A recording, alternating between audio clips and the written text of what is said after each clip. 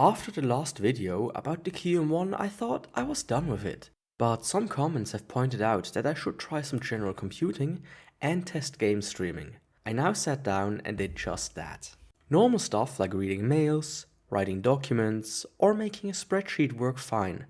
Of course, some watching might take part in the Excel World Championships, and for that it might not be enough. The QM1 is a fascinating device, since there are so many places where a bottleneck could be. For gaming, lack of GPU and CPU power. Using it as a NAS, you're limited to USB 2.0. Editing larger spreadsheets, you probably run out of RAM, and so on. But moving along, I tested some YouTube and that went fine, as long as it didn't go above 1080p. Navigating to the video and having it load is another story though. It first took a few seconds to load every page, and then a few seconds for the video to initially load. Now, I was using Firefox, and there was some talk about Google deliberately causing these loading times for Firefox and adblock users, or something like that. So that could be the case?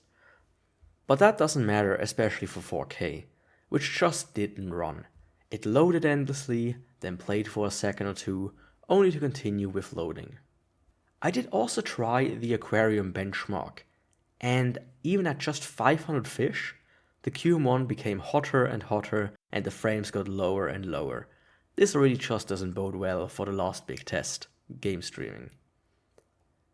My best bet for this was Steam Link, and before I got into the test, I have to say that I had some problems, like the controller not working. I don't think that is a problem with the QM1 though, because I had it happen on other PCs as well. I first tried this from the desk over the Wi-Fi, and that didn't work at all. It was choppy and sometimes froze completely for a second or two. I then tried to give it the most optimal conditions I could. For one, I placed the QM1 as close to the router as possible, and for another I was using an Ethernet to USB adapter. The Wi-Fi delivered 15 megabits up and down, while the Ethernet delivered 110 megabits down and 40 megabits up. I should have a higher speed, but that is the USB 2.0 limit kicking in. It should be still plenty though. I did this test twice, but the first time my laptop died and the recording became corrupt. Both times over Wi-Fi, it was not a good experience. You might play a turn-based game like a JRPG, but not something like Stalker 2, which I was playing. Over Ethernet, however, it worked the first time around. In the test, that got corrupted, to the point where I was really surprised. I didn't notice, however, how low the quality sometimes got. At one point it looked like the bitrate was below 500 kilobits a second. In the second try, however, I had the same start as I had with the Wi-Fi. I even had to double check that I was using the wired connection, since I couldn't believe that it didn't work anymore. It should have more than plenty internet speed, but I think the CPU can't keep up with decoding the stream. Especially since it was raining in the second try, which causes the need for a higher bitrate. And this brings me to my final conclusion about this device. It's not something for your average user and has lost its place in the current year. Need a small device that can do some digital signage?